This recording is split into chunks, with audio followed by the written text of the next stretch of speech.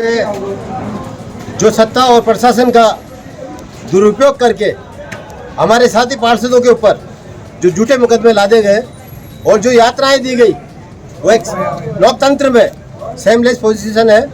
हम लोग ये मानते हैं कि हम पहले से जनता की लड़ाई लड़ते आ रहे हैं, आम जन की लड़ाई लड़ते आ रहे हैं, बूंदी के विकास की बात करते आ रहे हैं। हमने सिर्फ इतना सा ही गुनाह किया है कि हमने बूंदी के हित की बात कही है।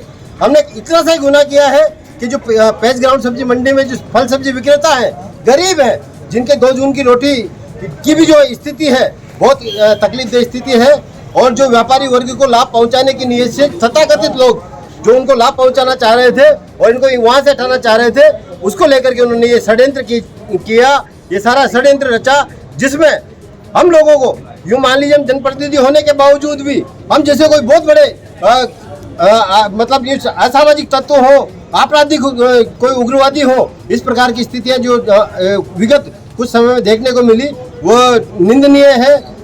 मैं समझता हूँ लोकतंत्र में अगर कोई जवाब देने की स्थिति रखती है तो जनता जवाब देने की स्थिति रखती है। जिन लोगों ने हमारे ऊपर इस प्रकार का कुचक्र रचने का प्रयास किया, बोली वाली जनता को तकलीफ देने का प्रयास किया और बूंदी नगर परिषद को जो भ्रष्टाचार की भेंट चढ़ा देना चाहते हैं, उन लोगों का हम लोग विरोध करते आए। हम लोगों को ये हो सकता है मेरी जमीन को तोड़ दे, हो सकता है मेरे मकान को तोड़ दे, लेकिन हम लोग सभी साथियों ने एक बात कही है कि चाहे ये हमारी जमीन या मकान तो तोड़ सकते हैं, लेकिन हमारा हौसला नहीं तोड़ सकते। हम हमारे हौसले से जिंदा रहेंगे, बूंदी के हित में हमेशा संघर्ष करते रहेंगे, ये लड़ाई लड़ते रहेंगे। कौन किसको दोषी मानते हैं आप? मूल रूप से दोषी की जहां बात की जाती है, जिन्होंने अडानी की जमीन को 70 से 80 करोड़ की जो जमीन थी उसको 9 करोड़ में बेच दिया, वो लोग दोषी हैं। जो लोग पेज ग्राउंड की जमीन का बंटवारा कर रहे हैं, 4 दुकानें उसकी, 5 दुकानें उसकी, 6 दुकानें उसकी, वो लोग दोषी हैं। मैं उन लोगों को दोषी मानता हूँ। आज भी बूंदी में जब देवपुरा से आप लोग और हम लोग अंदर आते हैं, जो सड़क खुदी पड़ी हुई है, विगत पूरे 5 साल तक हम लोगों ने जो पीड़ाएं झेली है, बूंदी की आम जनता ने पीड़ाएं झेली है, अभी तक वो निर्मित नहीं हो सकी। उन लोगों को दोषी मानता हूँ। मैं दोषी मानता हूँ उन लोगों को भी जो आज भी सांड की वजह से पूरी बूंदी में 2 बार मौतें हो चुकी। इवन ऐसी भी स्थिति आई कि आयुक्त की जो सीट है उसकी भी बोली लगाने की नौबत एक समय पे आ गई थी।